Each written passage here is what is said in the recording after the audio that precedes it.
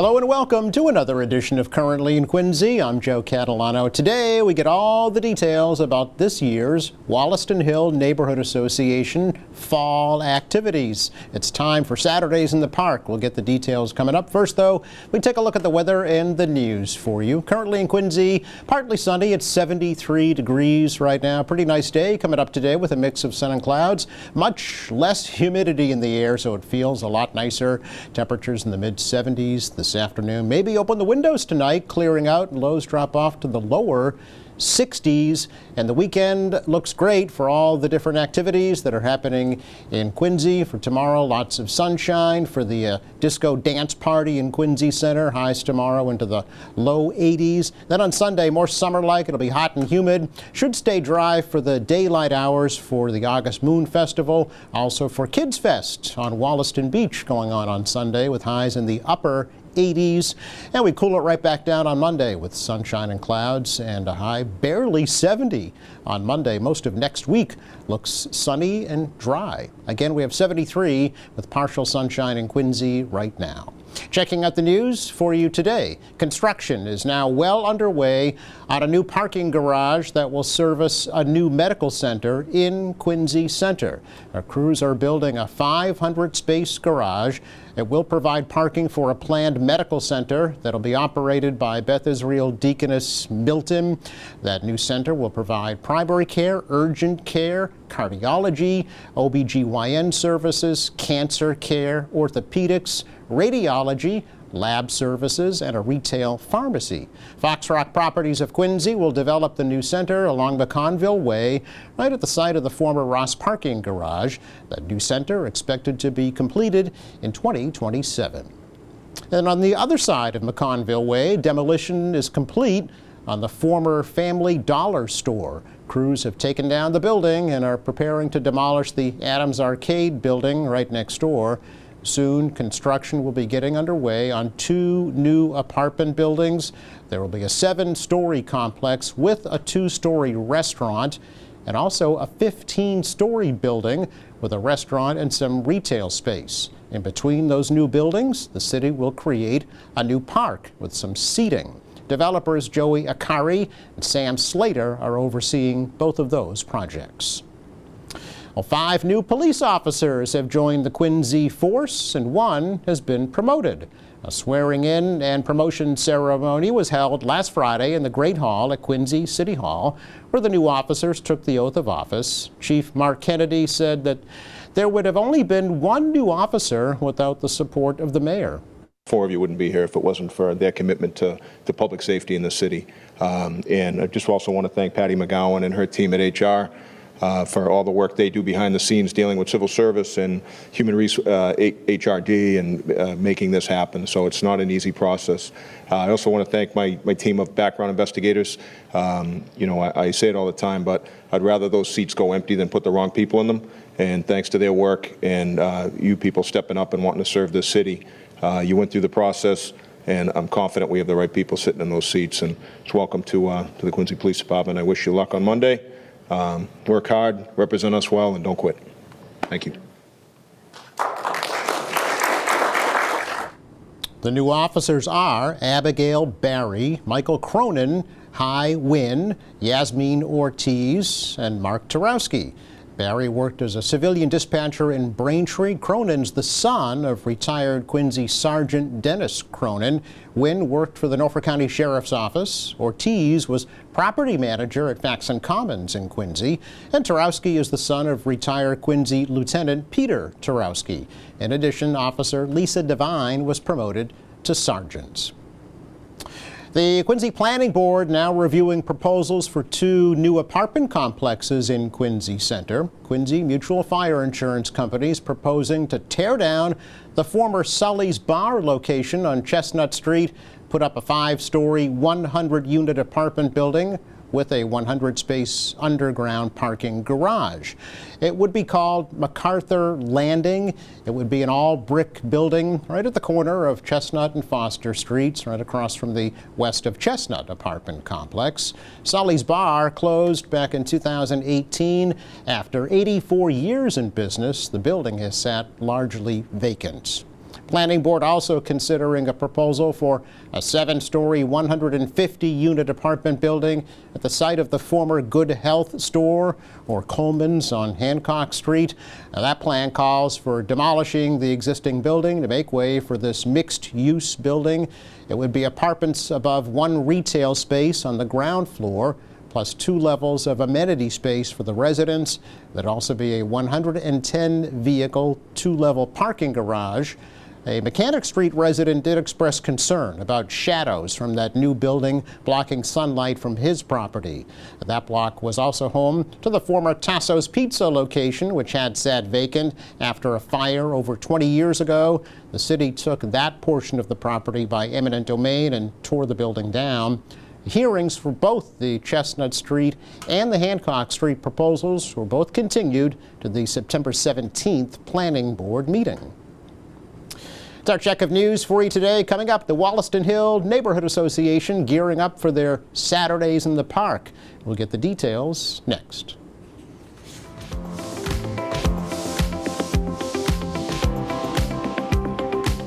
Welcome back. Here we are starting to talk about fall events.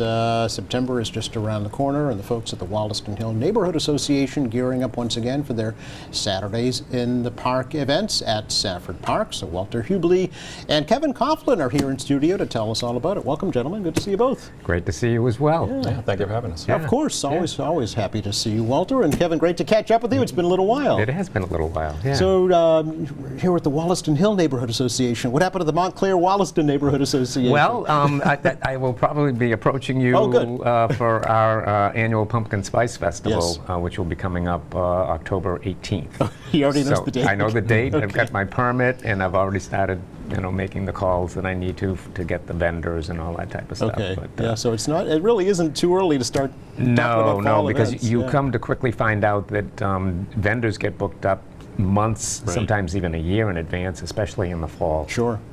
So, Walter, I'm sure you found that when you were preparing Saturdays in the Park for this year, right? You probably started back in, spring?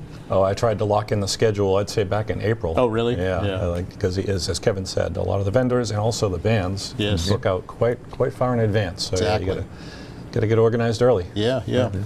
So how long has it been for Saturdays in the Park now? I want to say we're on our 5th year, Okay. if I'm not mistaken. Okay. Yeah. And how's it kind of been lost going? track. It's going very well. Yeah. The Wollaston Hill Neighborhood Association, we do a whole bunch of things in the neighborhood to help build community, bring people together, whether it's organizing volunteer efforts, whether it's hosting music at the park. And Porch so forth. Fest. Porch Fest as well. Yeah. And then we also do Cleaner Greener. We do all kinds of things to help bring our neighbors together. And we also try to advocate for different concerns that neighbors might have, whether it's traffic, parking, all those different types of quality of life issues in the neighborhood. So we've been doing that for about 15 years. And Saturdays in the Park has really taken flight. It's definitely a very popular event among the neighbors. We get about somewhere between, it really varies, about I'd say maybe between 200 to 400 guests at the park for each weekend. Nice. And yeah, it's a great day. I know it all kind of really took off after Safford Park got a facelift, right? Yeah. So the Wollaston Neighborhood Association spearheaded a CPA project. I want to say it was completed back in 2014, supported by then Councilor Kevin Coughlin, CPA grant. Yeah, and so we renovated the park, and with really this type of programming in mind. Yeah. We really wanted to find a way to create the neighborhood hearth, if you will, the place where everyone gets together and gathers for different reasons. And I'll tell you, whether it's the tree lighting, whether that Kevin started, how many years ago did you do that? Start that? It was 2002. I think it was my first year in office. Yeah. Yeah. We got a tree planted there, and then it took off. Getting the fire department to bring Santa down, and having music and with the Wollaston School participation and Right across the street, so that works out well. It's been great to see that tradition has been carried on. Well, there was no power at the park prior to that. That was the big problem, That's right? true. Yeah, Yeah. there was no electricity, so it really kind of hindered things that you could do, especially at night or as things, as dawn turns to dusk, as it were. Yeah. So, Walter, is it used at any other times of the year? Yeah, so what I love is not only does the Wollaston Hill Neighborhood Association do programming at the park. As I said, we do our tree lighting, which we've continued the tradition that Kevin started. The Clara Yeoman's Tree. Clara Yeoman, exactly. Yeoman's Tree. We do Saturdays in the Park, we do Cleaner Greener, we do all kinds of things down there, but also I'm finding other neighbors are using it for different events, whether it's a birthday party. I've actually seen people doing wedding photos and graduation photos down there, because it's, it's a much nicer environment now that the city's made a big investment in it. And also, I was volunteering back in June for the Wollaston School PTO, because they ran their end-of-year festival there. So I was helping out with logistics and just being supportive of that effort. So it really makes me feel great to see not only the Wollaston Hill Neighborhood Association using that park, but all of the neighbors and other associations. I'm also very happy that we've had partners. So we have neighbors who come down and take care of different things at the park, whether it's plantings. We have the Wollaston Garden Club that takes care of an entire corner, which when we first did the renovation, I knew who to go to get stuff done of that nature. And so they've been doing a great job ever since. So it's really become a full community effort. Yeah, and it's not huge, and it's not that big really, but it's really all you need, right? I'll say it's 0.22 acres. It's not a lot, but just enough. Yeah, exactly, just enough. Yeah, and it's I think that the most attractive thing is it's walkable. I mean, it's right in the neighborhood, so folks can just walk there, right? Yeah, and there's great seating. Actually, the Coughlin family and the Hubley family both donated granite benches that are side by side up on the stairs.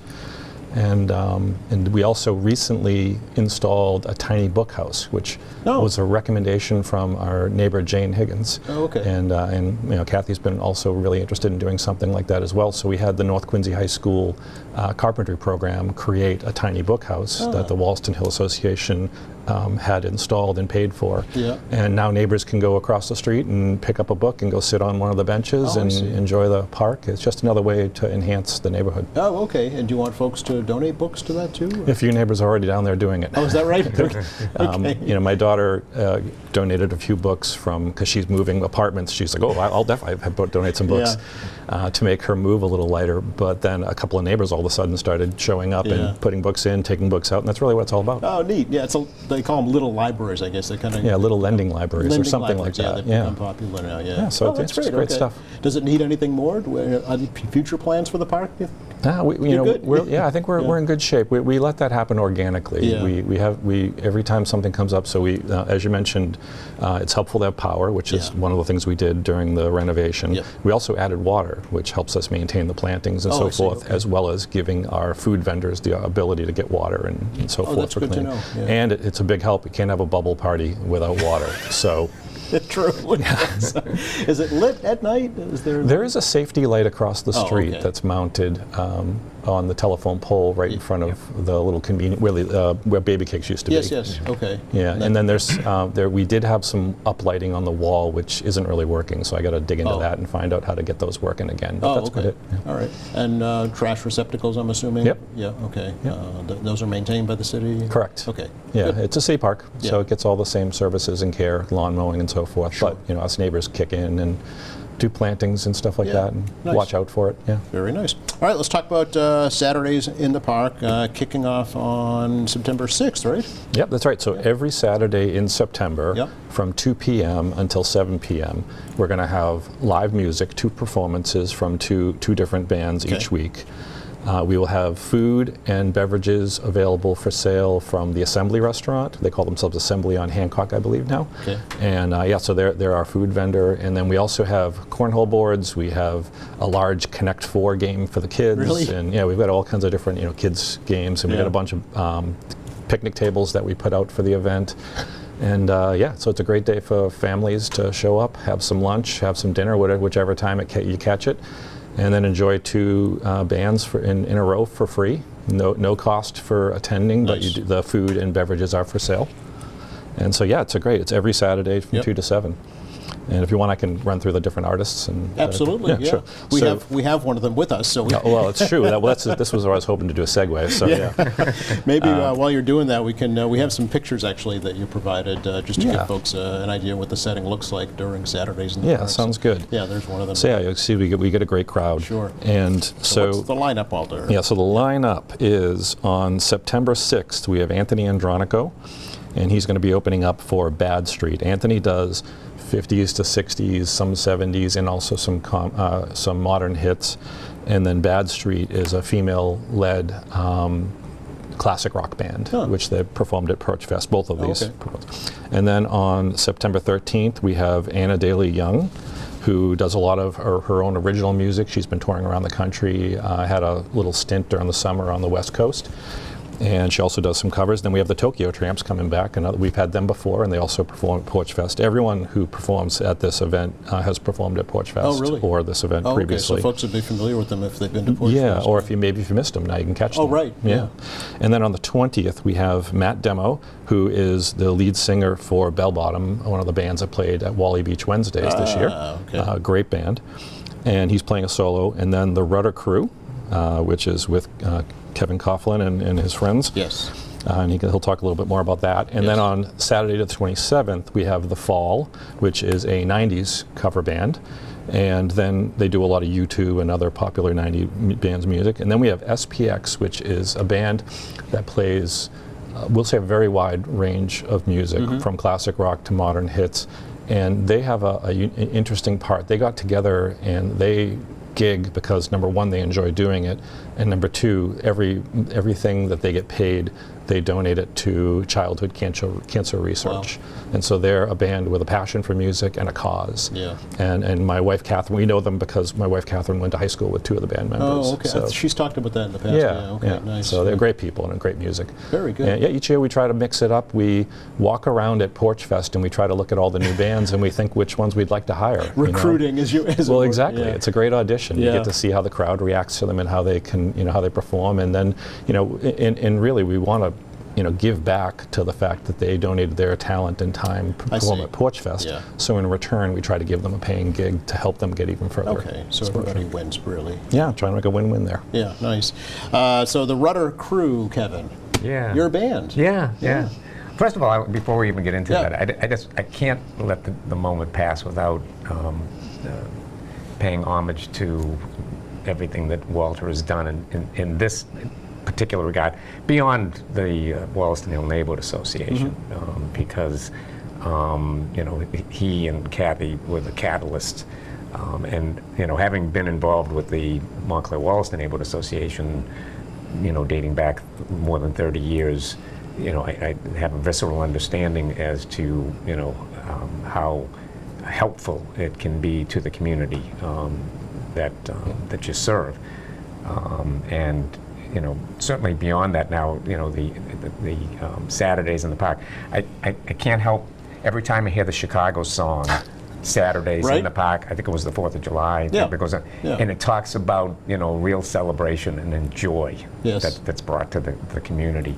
Both Porch Fest and this, you talk about the impact on building a sense of community. People that have an opportunity to come out and to meet neighbors that they might otherwise never have, been able to engage, across, all cultural lines that, that disappear. Yes. And it's the enjoyment, the positive impact, it just can't be understated. And I'm thinking if you're a relatively new resident and a little hesitant, maybe to try and meet your neighbor, here's a great opportunity. With no barriers, no boundaries, because it's a social gathering. So it's a perfect way. Yeah, and it brings a personal joy to be able to listen to music perhaps that strikes a chord or brings back a memory or whatever. It's just so. I just wanted to, put that out there, because I think it's important to recognize, and of course the city has exploded this year in those types of opportunities with the quadricentennial. Right. But these types of things that that have been happening year after year after year. I go back and I think about the Arts in the Park program that existed during Jim Sheets' administration. I think about the beginning of the amphitheater with Ruth Gordon in the years that with Joe Larrea. That was in existence, and then it kind of fell off, but now it's back. Full blown. Yes. Tonight there's a great performance of Pink Floyd tribute band actually tonight. And my wife and I spend a lot of time, in other cities and towns and down the Cape and whatever, and there's certainly a vibrant arts community on the Cape. But this city has really eclipsed, what we've seen in other locations in terms of the offerings and these types of things that Walter and Kathy, brought to fruition and that continue to exist are important. But anyways, back So to tell me about your band. the band, the Rudder Crew. Yeah. Well, were the Rudder Kings originally? We were the Rudder Kings when we were only a five-member all-male band. Ah, gotcha. And then two ladies, two wives of two of the original band members joined. And there was some consternation about being referred to as the Rudder Kings, which I could understand. Sure, yeah. Yeah. I mean, although Queen is isn't that mostly a male group? You got it. Yeah, I don't know. Queen, the band Queen? The band Freddie Queen. Mercury? Yeah, right, okay.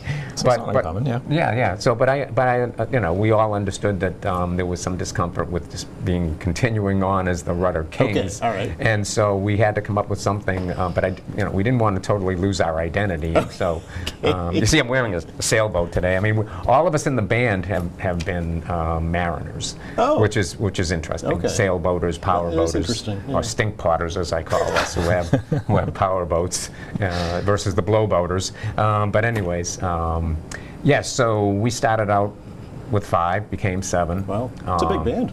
Yeah, it is. What's your music? What kind of... We serve up a wide variety of music. We started out with mostly classic rock. Weaved in country. We've done some bluegrass, as one of our members is a prolific bluegrass performer in his own right, Matt Valencius. In fact, he's playing with 2 or 3 different bluegrass bands during the course of the summer. Oh, okay. So, so there's myself, my son Matt, and Jim Carroll, who became our bass player. He's from Reading. Everyone else is from Quincy. We lost our original bass player to cancer. But anyway, he was a close friend of mine, so it's a little bit difficult for me to traverse down that road. But and then Connerberry Bolton Valencius, who's Matt's wife, Pat Noe, the drummer, who brought us together through an ad in Nextdoor, the neighborhood site. Yes, there. sure. Yeah, I remember back in early 2019 seeing an ad, someone looking for folks to start a band. Yeah. And that's how it came together? And that's how it came together. We met down. I think he met with us individually down at Panera, and interviewed us, I suppose, in a way. Yeah. And that's how we coalesced originally, the 5 of us, and then the ladies were brought on board. I've been in bands throughout my performing life, and always felt like having a female vocalist really adds so much to A whole different dynamic. a whole different dynamic. And having 2 even doubles that. So So what will we be performing for Saturdays in the Park this year? we'll be performing our mix of music. Yeah. I don't want to give too much away. I want people to show up. All right. But, All right. But you'll hear everything from from maybe an Eagles tune to something from the Stones to something from pick a country group or band or singer, and we try to mix it up and give everyone a choice and Take their requests. listening pleasure. We do. You do. And even if it rains, we play. I mean, Walter will tell you. Oh my God! I was going to ask about that, Walter. We performed. We had some tents set up. Yes. Which was perfect. Yes. We had to ditch all of the electronic gear and amplifiers and all that, and we had we had acoustic guitars. We had the unplugged. We had the unplugged Rudder Crew. Rudder Crew. Yeah. Yeah. Very good. I will be forever grateful because it salvaged the event. That was the year we had so many dates canceled due to rain, yes, and this one was sort of marginal. It was the tough call, and so we decided to just, we're from New England, we're just going to forge right through. I know that's your saying, But yeah, we were like a couple of songs into our first set, maybe, or and something. then we had to shut it all down. It was like the skies opened up. Oh no, this isn't happening. WollastonHill.com is your website, right, Walter? Yep. Get all the information that we talked about and more. Yep, WollastonHill.com. Yep. You can also find all of our social media from there as well. And maybe just quick logistics. Real quick, so yep. we encourage everyone to either walk to the event or bike. Yeah. There is parking on streets nearby, but please be courteous to neighbors. Yep. The Wollaston Tee is just a couple of blocks away. The 211 bus stop's right across the street. Okay. And then please bring a chair or blankets, or you can use one of our picnic tables. And yeah, that's it. Okay, very good. Got it all in. It's free admission, and obviously the food and beverages. Cost food and beverage for price, and then free admission. Great. Have a wonderful event again this year, guys. Thanks so much for stopping by. Yeah, thanks for having us. Yeah, thanks. Very welcome. Just enough time to take a look at the forecast for you for the rest of the day today. Speaking of the weather, it's going to be really nice with sun and clouds and highs in the mid-70s this afternoon. Open the windows tonight, lower 60s and lower humidity as well. Pretty nice weekend, really, for August. Tomorrow, beautiful, sunny, pleasant, low 80s. Kind of muggy on Sunday, but it's still summer. Maybe an afternoon storm with highs in the upper 80s and below normal temperatures for most of next week. Look at Monday, barely 70 degrees. Thanks again to Walter Hubley, Kevin Coughlin for joining us from the Wollaston Hill Neighborhood Association. Thanks to our crew. Thank you for watching. Speaking of Monday here on the program, it's our annual Back to School update. The Quincy Public Schools Superintendent and Assistant Superintendent will be joining us, so I hope you can too. Meantime, check our website, which is qatv.org. All of our latest programs are there. There's news and information, video on demand, live streaming, and much more. For all of us here at QATV, I'm Joe Catalano. Have a great weekend.